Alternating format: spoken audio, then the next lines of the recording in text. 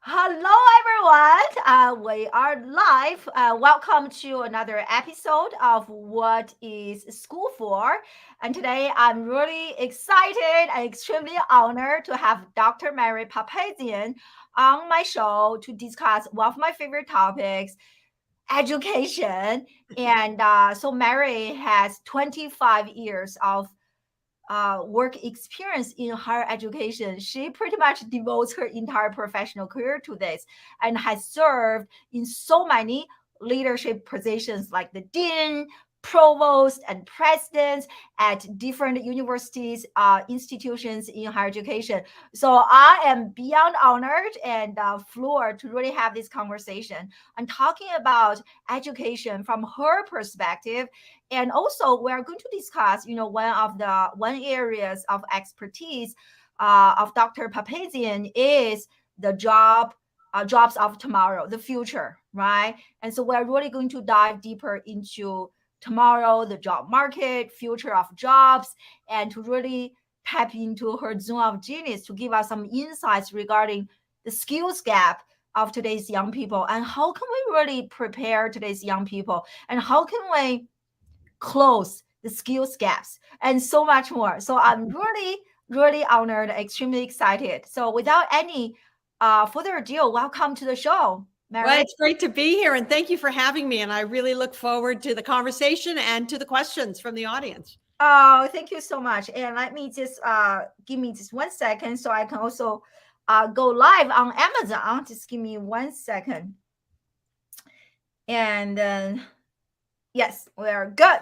So let's get started. One of the questions. By the way, everyone, let me know in the chat box where you guys are joining us live from and geographically and social media wise. So as I mentioned earlier, Mary, you have more than 35 years of professional experience in education, which is really admirable. And you have served as the leader in so many different positions. So from your perspective, what do you think are some of the biggest changes in higher education that you have observed, especially since the pandemic? Well, that's two questions. I mean, the pandemic is the more recent past. And, I started in my career, obviously, when I was very young, since it's been 35 years. Mm-hmm. We'll just put that out there. But when I started, when I was in graduate school, the personal computer was just arriving on our desktops. And so the disks were large, and I was very fortunate to be able to type my dissertation in a computer so that I didn't have to worry about the margins, because they measured all the margins to make sure they would accept it.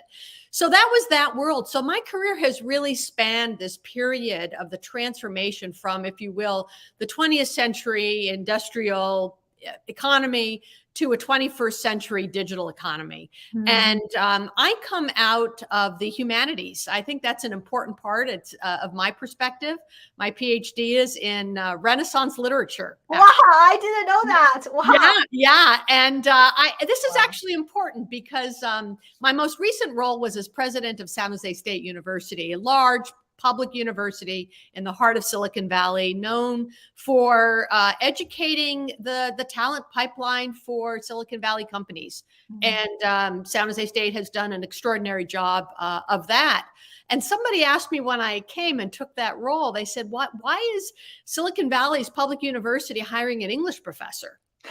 That was my background when I started teaching. And I said, well, when was the last great age, really transformational age of innovation?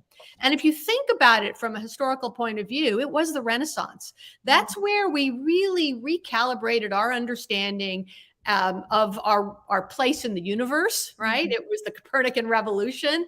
The earth revolves around the sun, not vice versa. William Harvey and the circulation of the blood, which really led to our understanding of the microcosm of our own beings, our own bodies. And of course, Sir Francis Bacon and the advancement of learning, which presented that hypothesis, scientific approach to discovery and research and learning. Mm-hmm. And so I said, it takes that kind of creativity, I think, to be able to connect the dots and to be able to move beyond the silos, to educate for a different economy and a different world, which is what we're in the 21st century. And so my career really tracked that change, that development. And I think one of the biggest moments before the pandemic was really the rise of social media and the digital natives, today's Gen Zs. This generation really comes to learning, to education, and to understanding their place in the world in a very different way. What the pandemic showed us is that very traditional institutions can change very quickly. Education pivoted on a dime over a weekend when faced with an urgency. And it reminds me that there's a lot more, I think, room for change and for development than we sometimes give institutions credit for. But it also told me that we're never going to go back to where we were. That the world is a different place, that we were reminded of our global interconnectedness, and we have to think differently about how we lean in to the changes that were already underway before the pandemic hit. Yeah, that's amazing. And I love that you have that solid like literature, liberal arts background. That is amazing. I actually, I think last month I interviewed someone and she is actually working in technology and is an innovation AI expert. And I asked him, what are some of the skills that really help you get to where you are? And he really attributed his success to his very liberal arts, like very broad educational background. So that was really, really nice to hear. Yeah. So thank you for sharing that.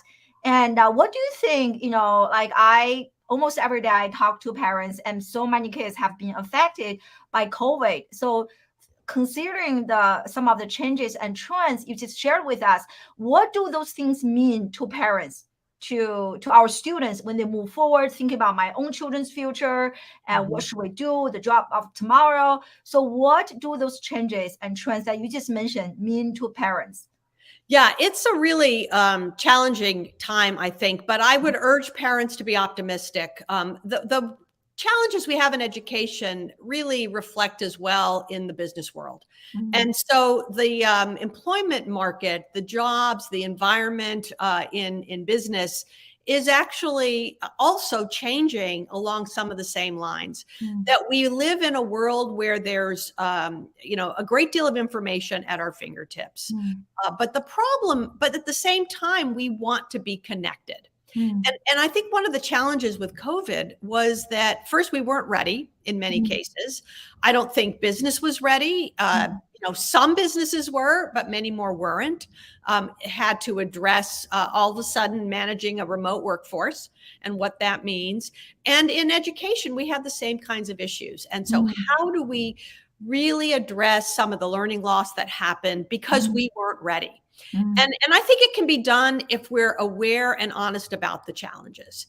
If we listen to students and to learners at all levels about what they need, what they hope they can gain, if we understand some of the mental health challenges that they face, because I think one of the pieces that is really at play here is that mental health has gotten more challenges, more widespread.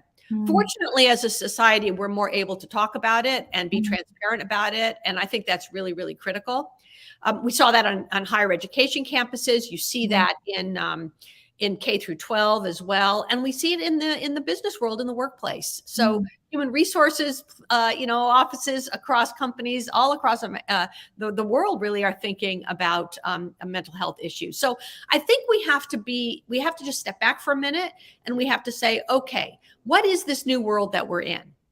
How are we understanding its pain points, its pressures, and what do we need to do to make sure that we're preparing Gen Z and Gen A behind it for thriving in this new environment? And I think if we start there, then we can meet our learners where they are, and we can begin to help them articulate their needs and provide pathways for them to address their needs. I love that. I love that.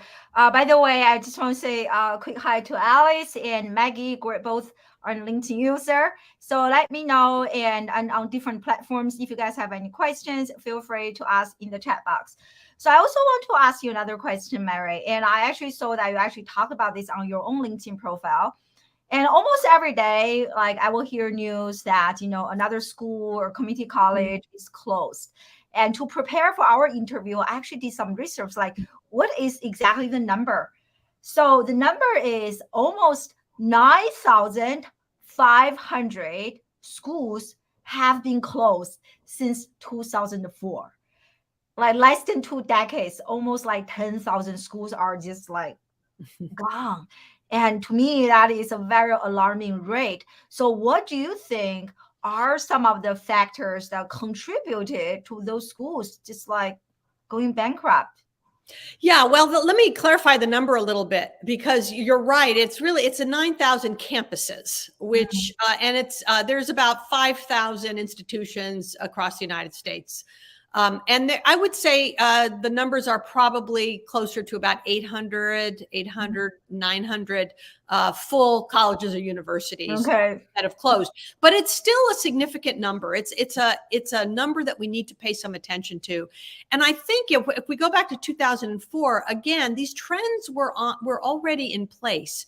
COVID simply accelerated some of them, but they were already there. And they had to do with a number of factors, I think. Primarily, birth rate was changing. We started to see lower numbers of births, which meant there were fewer learners in the K through 12 pipeline. But we're also seeing, I think, some disparities in terms of the view on higher education, on post high school education. And part of it is also the financials. Higher education campuses, physical campuses, cost money. It's a very, human scale institutions, lots of personnel costs. 70% of our costs at the universities I ran were personnel. And personnel grows. There's faculty, not enough of them. When I was at San Jose State, we added 100 full-time faculty because we were committed to the learning piece. But there's also more regulation, more requirements, more reporting that has to be done to the federal governments, to the states, to accrediting bodies, you name it. And more of a fight for students. And so you see costs go up in the enrollment admissions process. And all of this, I think, ultimately led to stress. And so you also have many institutions, particularly the campuses, that's where the 9,000 number comes, in parts of the country where their populations are also going down, for example. Because we've seen an urbanization, people sort of migrating demographically from the rural areas to the cities, and this has an impact. And so I think there's some of it is a normal right sizing that has to happen. Some of it is that we need to think a little differently and perhaps more innovatively about the learning life cycle, so that we're actually not just talking about the traditional age students, what we're used to talking about, but we're really thinking through a full lifetime of learning of adult learners. What does that look like? How might these various campuses serve those students? I'll add this. The one thing that one of the real losses when campuses closed, and we've seen it particularly with tuition-driven small liberal arts colleges. We've seen it with regional campuses, for example.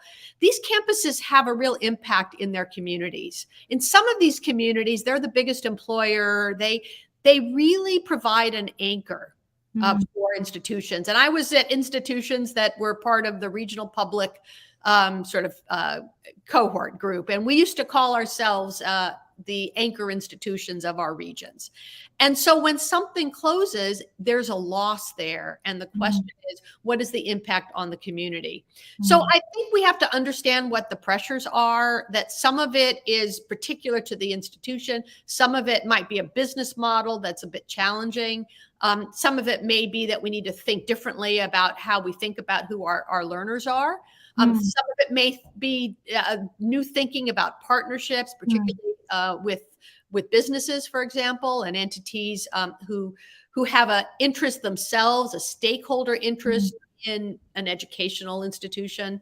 And I do think we're going to see a little more of that, to be honest, over the next few years because of the demographic shifts. But I don't think it's going to be as bad as sometimes people fear. That's very interesting. So thank you for sharing that insights. I actually want to share my screen real quick. And reminds as I listening to you, and I'm reminded of some of the articles that I saw before. Like for example, this one.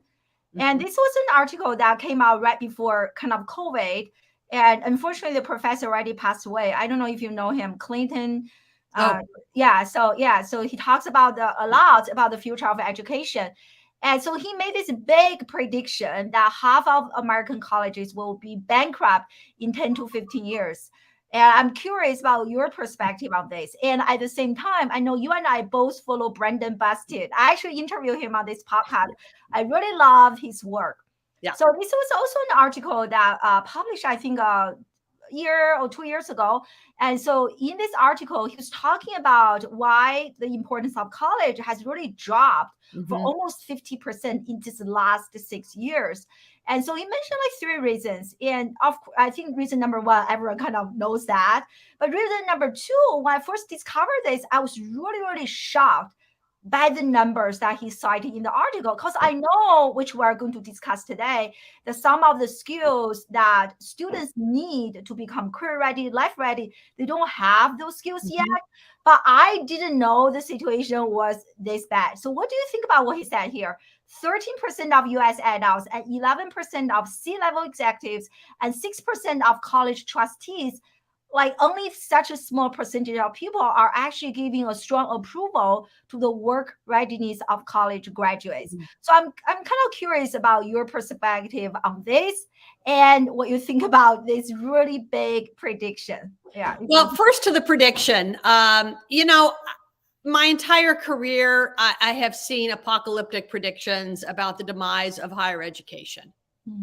It hasn't happened. Yes, there have been challenges. Yes, and I spent part of my career in the Northeast. I was in New Jersey. I was in New York in the CUNY system, the City University of New York. I was provost at the Lehman College in the Bronx. I was president of Southern Connecticut State University, and which has gone through on its community college side a consolidation. The Pennsylvania system, we know, has just gone through a consolidation. But the local institutions are remaining open. Many of this consolidation in both Connecticut and Pennsylvania is administrative. It's not that the actual campuses, local campuses, are closing, again, because as I said earlier, they have an important role to play in their local communities. So I'm not so sure about that. As I said, there will be a certain number of campuses that do close. We just had one here. I'm here in the Bay Area, and we just had the announcement earlier this month that Holy Names, a very distinguished liberal arts college of 160 years old, was closing. So we had Mills College, of course, in our region as well, a very distinguished women's college that announced its closure last year. So that will happen, but we're not going to see 50% of the colleges close. That's just that's to shock us into, and he likes to do that. He liked to do that. You shock with big predictions. So that people stand up and say, okay, wait, what's really going on? I do think we have to be mindful, though, that there will be some closures. And if we're asleep at the wheel as leaders in education and try to do things the way we used to do them and expect students to come and expect it all to work, it's not going to work. So if it brings people, to say, okay, what really is the future and what does it look like? And how do I ensure that the campus I lead, for example, is a campus that can thrive and continue to fulfill its mission, then I think we'll see some positive change. Brandon Bastide is a good friend of mine. I've known Brandon a long time, and yes, he brings a really important perspective, and I think puts it out there in ways that it needs to be said. So you should interview him. He's a great interview. And I already interviewed him. It was a great discussion. Yeah, he's really terrific. We work a lot together. And here's the thing. There is a disconnect, if you will, between specific skills that people are looking for in the workplace and what higher education produces. But I don't think it's quite as bad as sometimes the numbers say. Here's the thing. It's how do you define the skills? What kinds of skills are we looking at? Are we looking at hard skills? Are we looking at digital skills? Are we looking at foundational skills, or what I call durable skills, which are the skills that come out, if you will, of a liberal arts education? And I'm a very strong proponent of the value of a liberal arts education. When I talk to business leaders, I was recently chair of the Business Higher Ed Forum. I just stepped down. I just completed my term. And it's a forum of university leaders and business leaders, C-suite executives, really sitting down to talk about what that alignment needs to look like. Understanding from a business perspective what they need in order to grow and to thrive. And what they need is, in fact, I think in many cases being produced at universities. But we don't speak the same language. And so part of what has to happen is that higher education needs to interact with business in a far more intentional way. And I'll flip it. Business needs to interact with higher education because that is who is producing the talent pipeline. And business wants to be able to have a robust talent pipeline, ready to add value as quickly as possible, and retain them so that they can continue to grow in their business. And so that conversation is critical, and we have to find language that we understand. And so that's where the Business Higher Ed Forum is so valuable, because we're working on creating that language and creating the credentials, the very specific programs, skills building programs that will allow some of these gaps to be filled. Now, another group I work a lot with, and it's in partnership with the Business Higher Ed Forum, is the Burning Glass Institute. And I want to do a shout out to Matt Siegelman, who's head of the Burning Glass Institute, because they've done a lot of work analyzing the talent pipeline, really working with business to understand from the business perspective where those gaps are. And BHEF, Burning Glass Institute, and Wiley Publishers, based in New Jersey, came together to produce a State of the Skills report. And that State of the Skills report is to look specifically at where are the skills gaps, to analyze it. And they look different depending on what part of the country you're in, because of your particular characteristics of your local economy. But more and more, the technical side has permeated all things. Every company now is a tech company in some way or another. It may not produce technology, hard or soft, but it uses technology in a very important way, whether it's finance or healthcare or you name it. Education, we all are users of technology. And so there is this digital gap that we need to try to close. I would say this, though, when you talk to C-suite executives in business about what they're looking for in recent graduates, they want people who can communicate. They want problem solvers. They want people who understand how to disagree respectfully and work through challenges. People who know how to listen so that they can then learn. People who know how to pick up new skills. Because lifelong learning has never been more important. And one of the great skills you learn through a 4-year degree, for example, is the ability to learn. You can learn. And so, setting up a problem, thinking through how you bring a team together. I do think there are ways in the learning environment that institutions can be more intentional about creating those skills, those opportunities for their students. We don't need any more. And this is one of the huge changes. When I started out, we didn't have Google, right? I mean, it was just in its very nascent stages. And now, of course, what do learners do? What do we all do when we don't know something? We pull out our phones and we Google it. Right? Google is now a verb in the English language, right? And so that's what we do. We Google it. So we don't have to, as educators, we don't have to think in the same way about transmitting knowledge, right? It's facts and details. We know that our learners can go ahead and find a lot of that. What we need to do is create an ability to have judgment, right? To ask the right questions, to assess what we're reading so we're not persuaded by misinformation, which is a scourge right now in our society, and it's a scourge globally.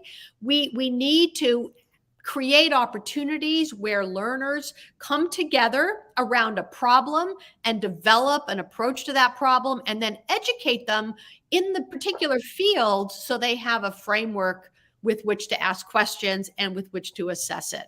And I think when we do those things, when we couple that kind of an education with specific skill buildings, and this data skills report identified 4 major areas that were, where there were tremendous needs in the workforce: cloud computing, AI and machine learning, social media, right? And I'm now blanking on the 4th, but these kinds of skills. And so we can add those skills, complement those skills, and help learners, help graduates translate what they have learned into language that business understands. Because part of what's happening is that business doesn't recognize the skills that these graduates have, because frankly, these graduates haven't learned how to talk about the skills in the way that business understands, that checks the box, the keywords, and all of that. So I don't think we're as far apart as sometimes it sounds, but that's not to say that there's not a lot more we can do to create real alignment and a much more seamless translation from one, role into another.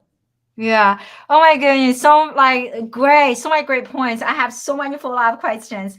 So I want to make sure that everyone, listeners, people watching the replay, I really love the list of skills that you mentioned, and I want to make sure we get them correctly. So you're talking about communication skills, problem solving skills, and young people's ability to work through challenges and to respectfully and professionally disagree, and how to be a good listener and learn how to learn. So those are some of the really, you think, as kind of future ready skills.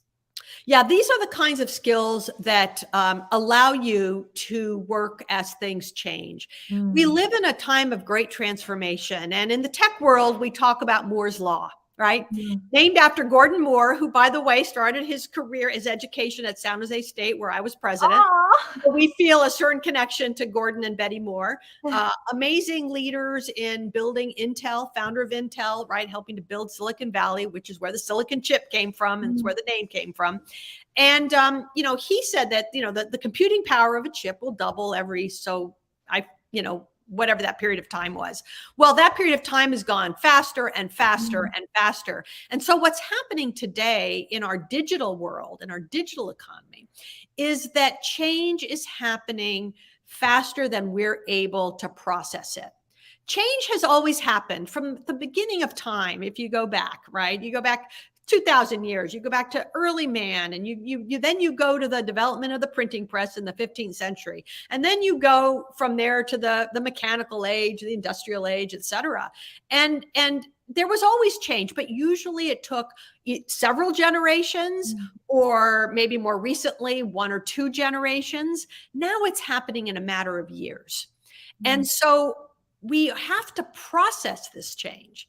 We can't learn everything constantly. I mean, we can't do that. So we have to have these durable skills that allow us then to process constant change. And the ability to thrive in constant change, I think, is going to be one of the key factors in people's success. A lot of young people, a lot of people, young or more mature, really, I think, suffer from mental health issues, in part because there's so much disruption all the time. It's just one factor, but it's an important factor. And so it's important that we really ensure that the educational process allows people a way to understand how to intersect with this kind of change.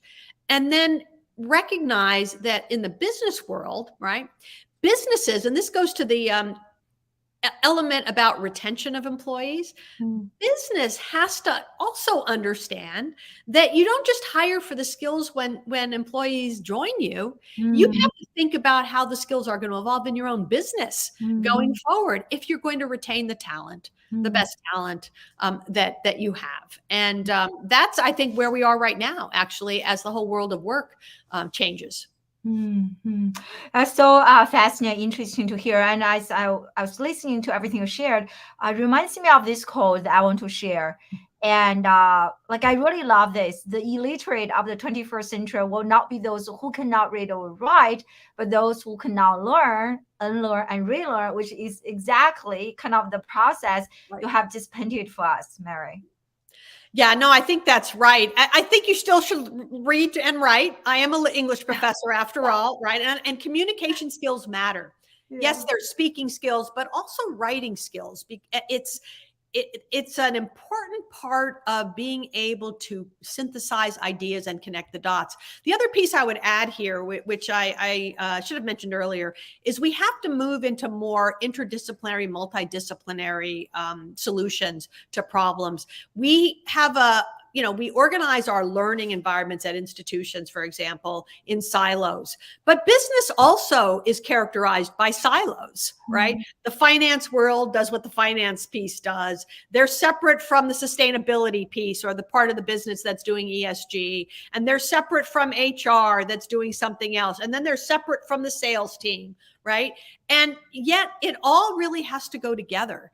And so part of what we need to educate for, and this is going to be critical for business to be nimble and flexible in a 21st century economy, is this ability to reach across silos. And I think this is something that we talk a lot about, but organizational structure and I'm a firm believer that underlying structure really can either support change we want to see, or it can create barriers to the change we want to see.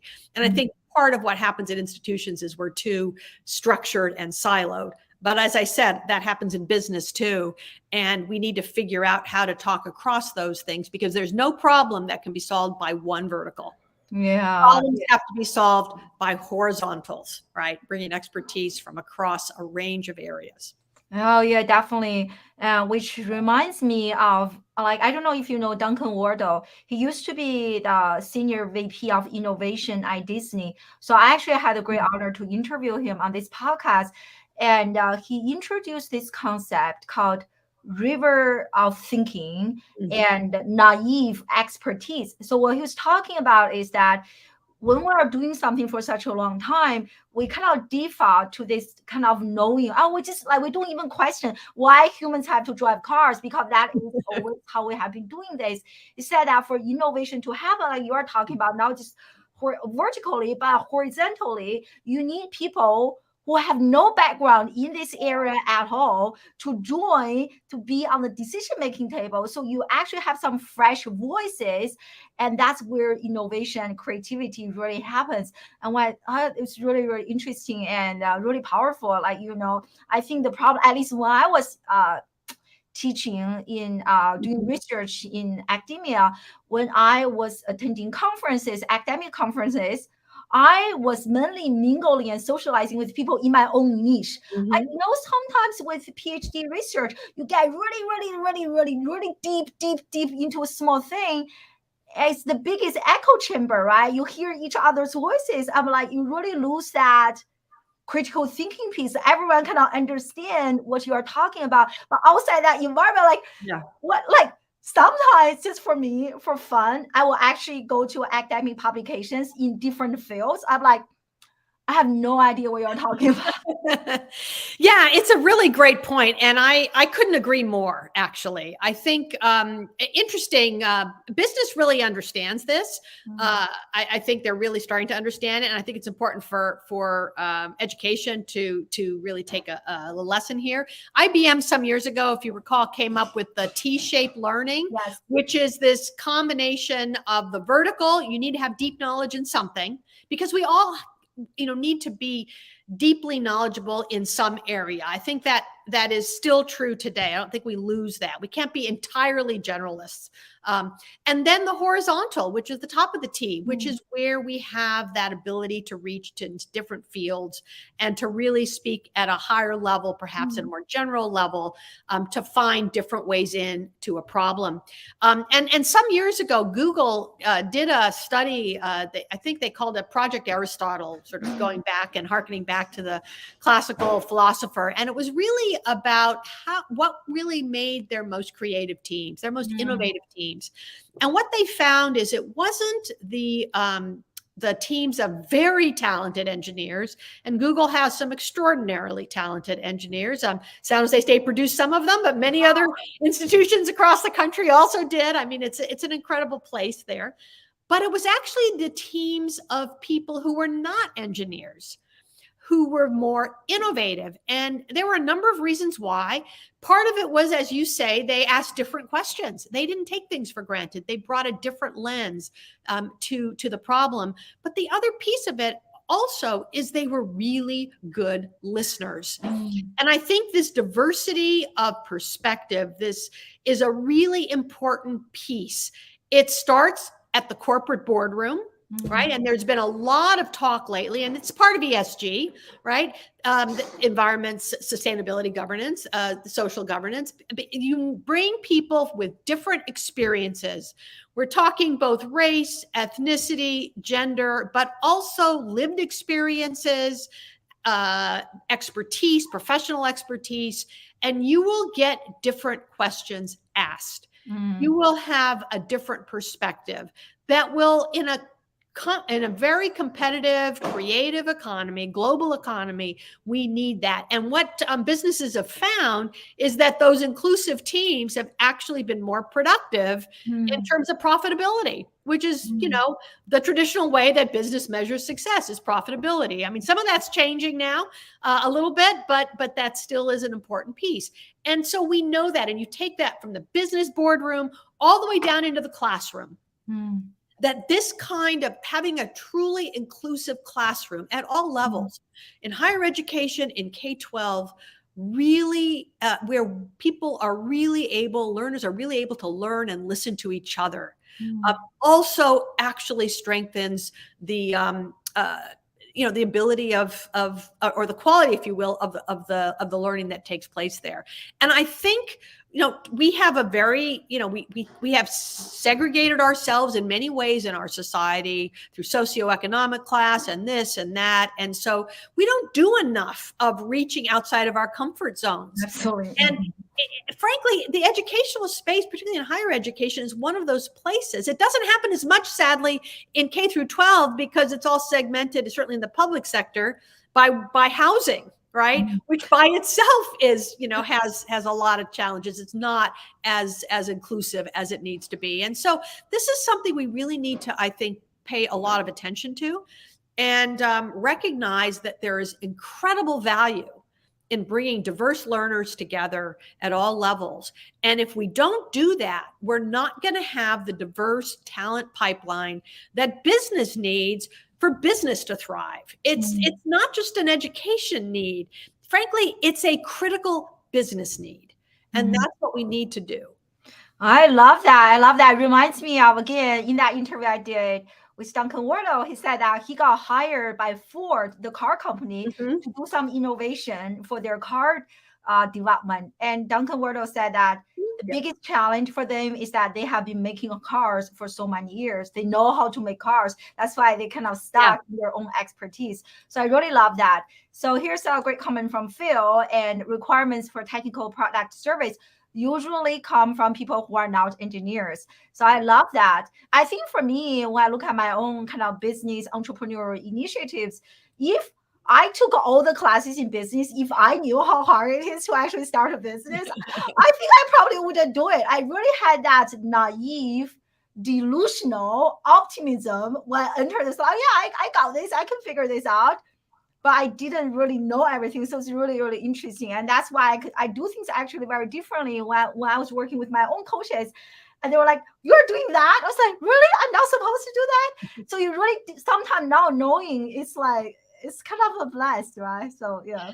Yeah. And the truth is we're always learning. I mean, I think we have to, in our positions, have to model that learning. I mean, I'm doing the same thing, right? I'm out of my comfort zone. I'm not, I was in higher education for 35 years, but I'm not anymore. I'm in that that link from education really moving to the broader business environment and thinking about what that talent pipeline looks like, how we develop the right kinds of partnerships, what needs to happen so that people feel valued, what is Gen Z looking for in the world of work. We see them coming through our learning system. So we are familiar with Gen Z and what they're looking for. And so, really coming to a different frame and trying to get out there and speak on this topic as much as possible. That's why I'm so glad to be on your podcast, because this is something that we need to do to close and to connect the dots in a different way so that we can see some real success.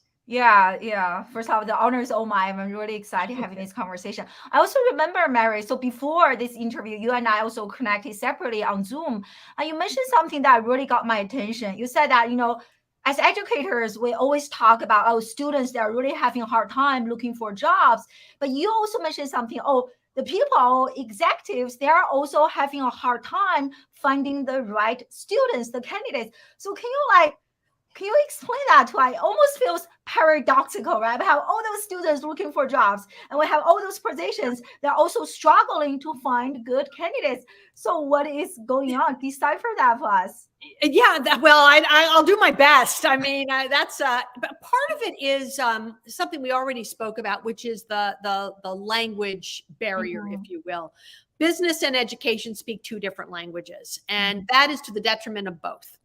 And so finding ways to create those translations I was recently at the Modern Language Association conference. It's an academic conference of professors and teachers and scholars in the modern languages, because it was in San Francisco and it's my roots. And so the executive director, Paula Krebs, is an old friend. And she said, Mary, come, you haven't been for a while. So I said, sure. One of the best conversations I had there was with a group of leaders, education leaders who come out of this field, lamenting the decline of majors in the humanities. Oh, wow. And saying, but we know that when business talks about what business needs, nobody does that better than the humanities. And I want to say yes, but not in isolation. And so I recommended that. I said, how many of you in your departments have business advisory boards? How many of you have reached out to your local business community and said, come in, I want your advice? Because we know that our learners, our students, are going to go out into the world of work. This is not a bad thing.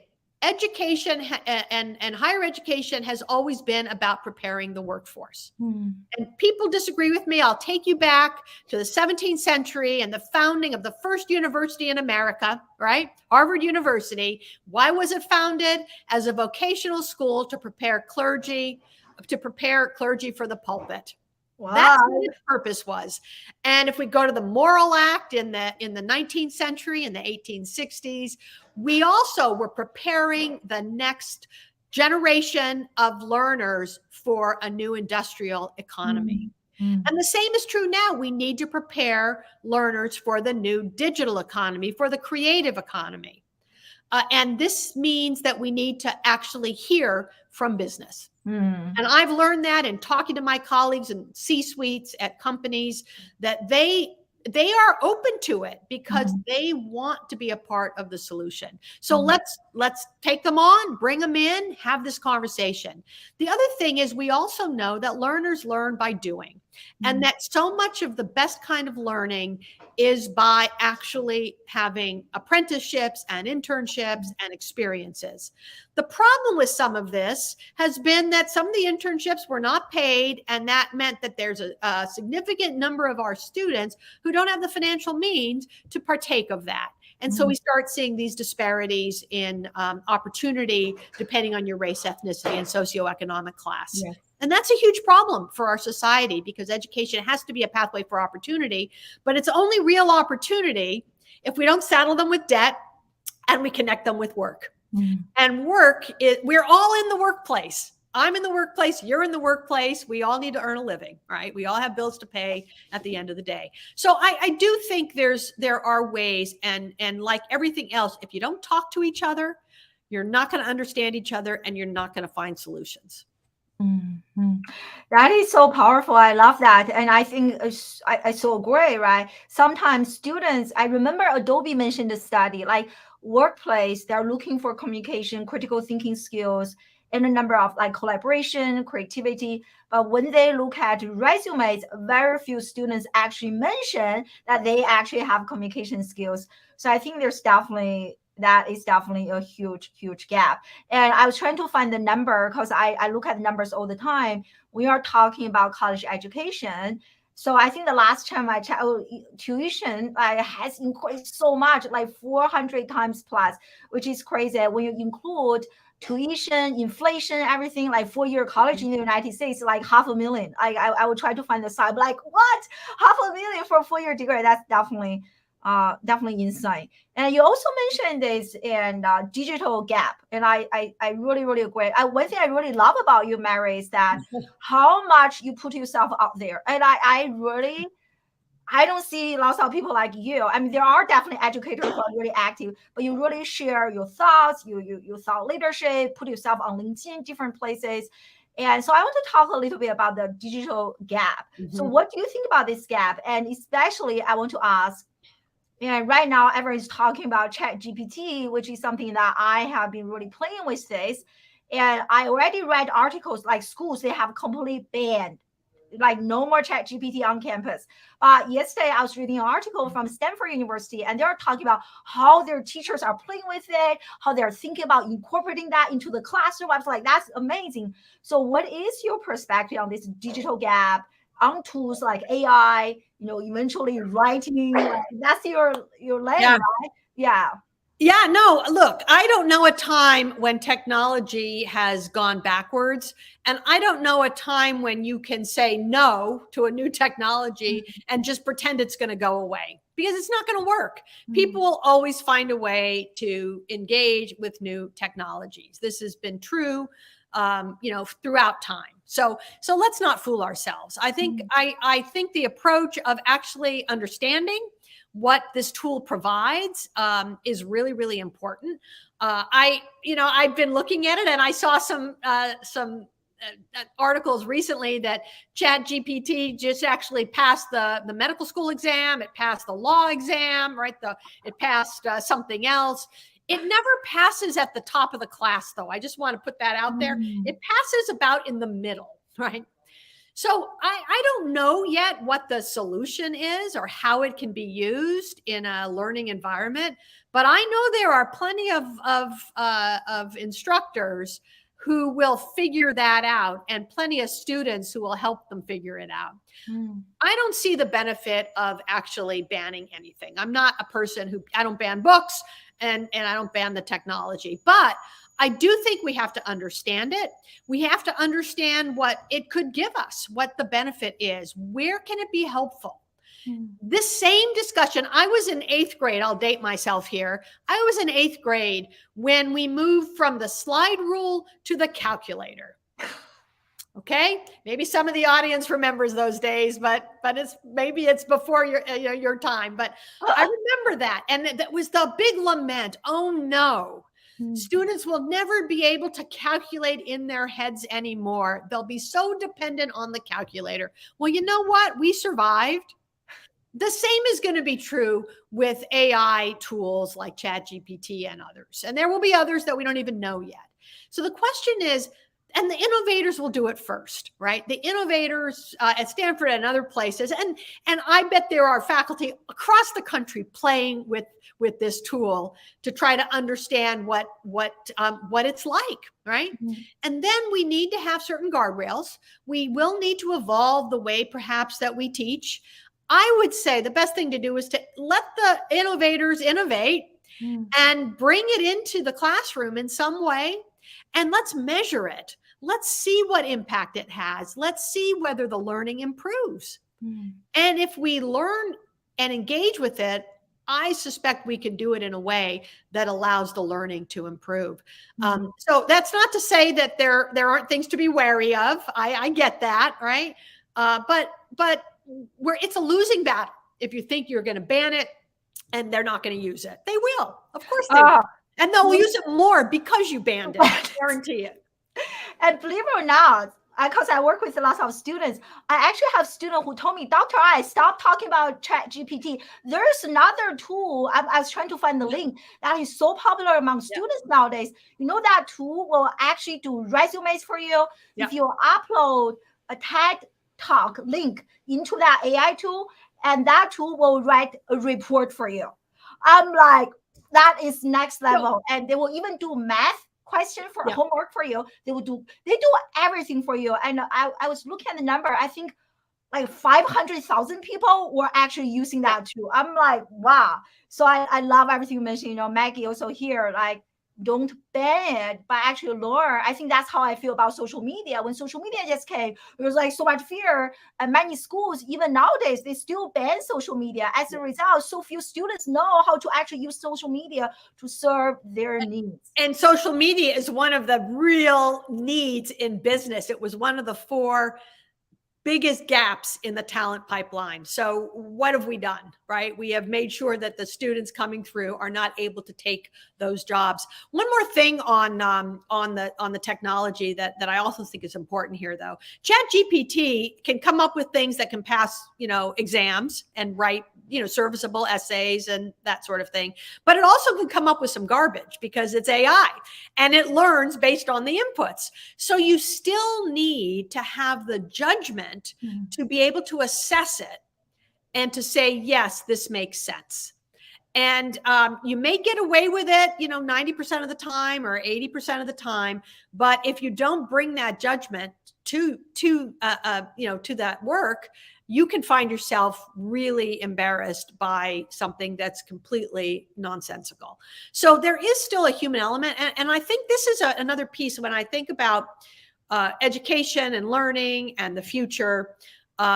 The technology that will be developed, the really high-end technology and machine learning and quantum computing, which is going to change everything we do. That's going to be quantum is going to be the single most disruptive thing that we see. And we're getting there. They're starting to stabilize quantum computing from what I understand. And I'm not a physicist, but it's getting there. So there's a lot to come. And it's a pretty small number of really top researchers who are building those tools right at the cutting edge. And they're at Stanford and MIT and places like that across the globe, actually. It's a global community. Everybody else is thinking about how to apply these new technologies to problems facing our world or to making money or to whatever else their purpose might be. And so the human piece is going to be more critical than ever. And this goes back to those multidisciplinary teams. It goes back to the importance of the liberal arts. It goes back to the humanities married with the technical and the digital skills, because it's really about the impact on our societies, on our communities, that's right, on ourselves, right? And we should never lose sight of that.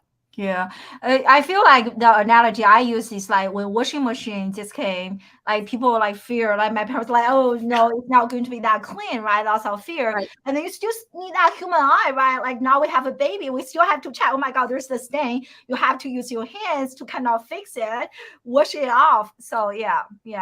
So here we have a great question. We're going to wrap this up in a few minutes from there. And so we kind of talk about this a little bit. So do you still recommend like students actually go for a humanity degree or actually combine humanity degree with something else?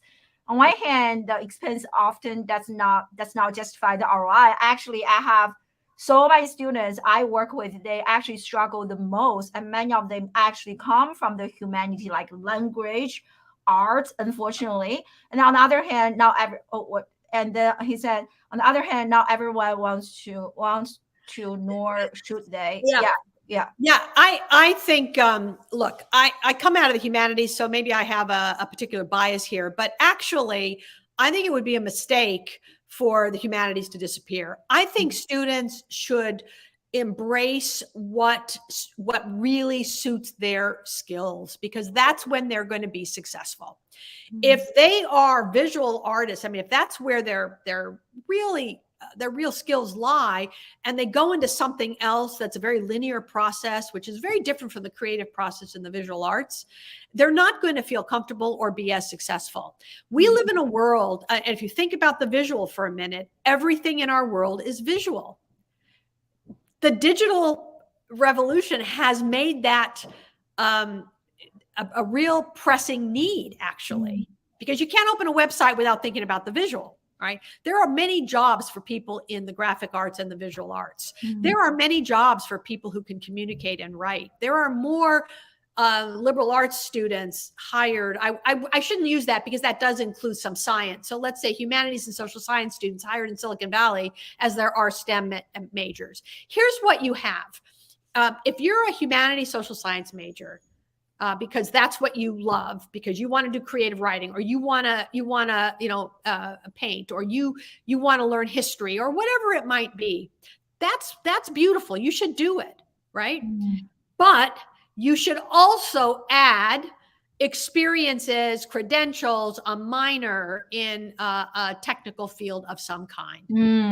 And it's the combination of the two that is the most powerful. If you're in engineering, can you imagine a world with only engineers? I love engineers, but only engineers? I mean, think about how different our world would be if that were what it was. But if you're coming out of the engineering world, right, you really need to take something in the humanities. Perhaps you want to move into leadership in your business, right? Very different skill set than being an engineer, solving an engineering problem. So I think we need the balance of both. And I think people should follow the skills and what really speaks to them, because that's where they're going to be successful. And I think they need to complement it with something that's really out of a very different sector, which is going to create discomfort, because it's that combination that's going to make a difference. The last thing I'll say about the humanities, if you look at the studies, and you look at the 1 year out of graduation or 3 years out of graduation, yes, STEM, engineering, some of the health sciences, right, business will look like they're earning more. But if you go out 10 years, if you go out 15 years, that gap closes tremendously. And if you look at satisfaction levels, there's a nod here to the people who followed the humanities because that's what they wanted to do. Because as you get into the higher levels, you need to be able to speak across disciplines. And that's where the humanities background really comes into play. I love that. And I so great the combination, because I have students who are just in the arts. That's the only thing they do. They're actually struggling, but I also have students who have the art background combination with something digital, the business background. They are making so much money. They are generating so much impact. So I so great the combination. I also love the point you mentioned, Mary, about your long-term speaking, because it reminds me of a Harvard study that came out quite a few years ago. They actually identified 85% of a person's career advancement comes from like the durable skills, the life skills, the soft skills you mentioned, and only like 15% of that can be attributed to the hard skills. So I really agree. Yeah, and we have a great question from Alice. I'm going to share that, show that question in a second, but I really want to share this tool in case also I know we have quite a few educators here. So you guys check this out. This is what my students shared with me. And they told me like ChatGPT is art. This is what students are using nowadays. And you can actually change your YouTube into an essay, and then you can do math, you can do science, you can do coding, they can do a flashcard like coding here, and even like career cover letter, resume. And this has been really popular. As you can see, my number was actually up half, like almost 700,000 students, like every single day they are using this. So yeah, so I really leverage it, learn it, become educated about those things, and so you can use it to your advantage. But if you want the link, I will share the link. Like, check it out. When I heard it, I was like, what? That is absolutely crazy. Yeah. So last question, I'm gonna wrap this up. So what do you think about this? Great question, Alice. Degrees, certifications, credentials, like Google, IBM, they're all launching those things. So what Yeah. do you think, Mary? Yeah. Yeah, look, I think micro credentials have a role to play, absolutely, and there's a lot of the challenge with the credentialing. I mean, there's great stuff out there, whether it's through Grow for Google or Coursera, or I mean, you name it. There are many sources. IBM has credentials, LinkedIn Learning. One can go on and on. And so I do think micro credentials are a great way to really add value.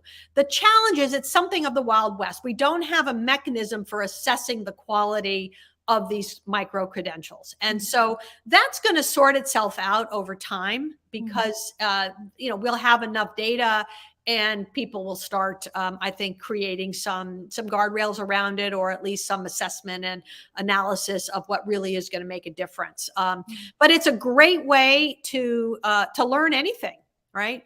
And I think, frankly, I've always thought that, again, if you're in an educational setting in the university, for example, why not have students not only do their major, but do a series of credentials that also shows up on a transcript. A transcript is a document for the student and for graduate school. It has no meaning in the workplace.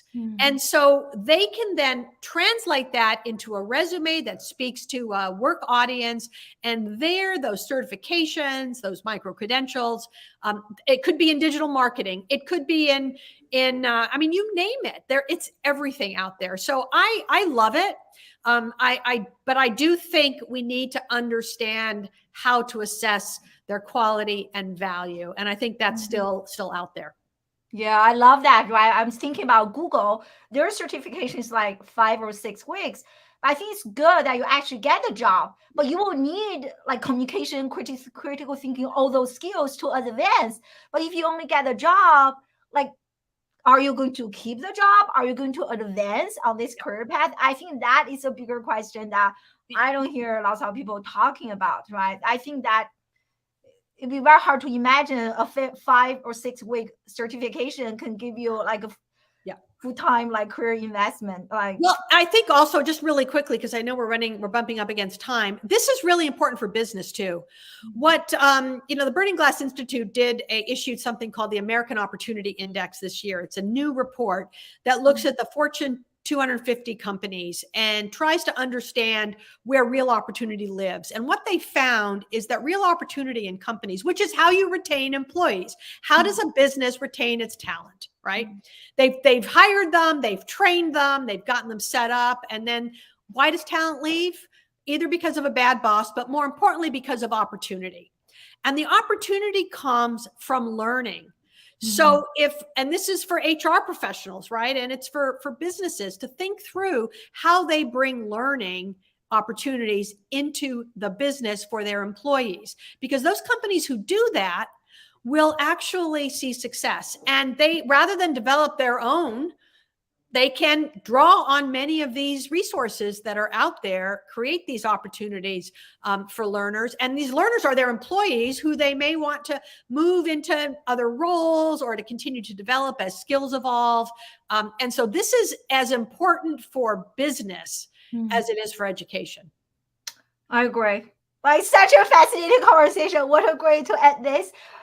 Everyone, please make sure to connect with Mary on LinkedIn. And she actually posts a lot, very regular poster on LinkedIn. I love that. I think we need more educators, thought leaders like you in the education space to actually talk about those things.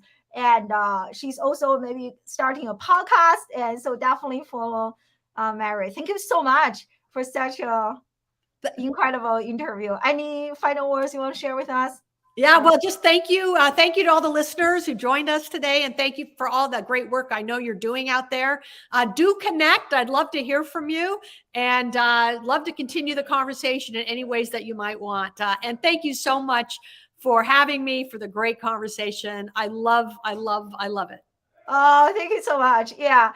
Truly honored. And everyone, I'm kind of restarting my live show because I got so busy working with students. So I'm going to do them on a monthly basis. So I will next month, I'm going to interview a student.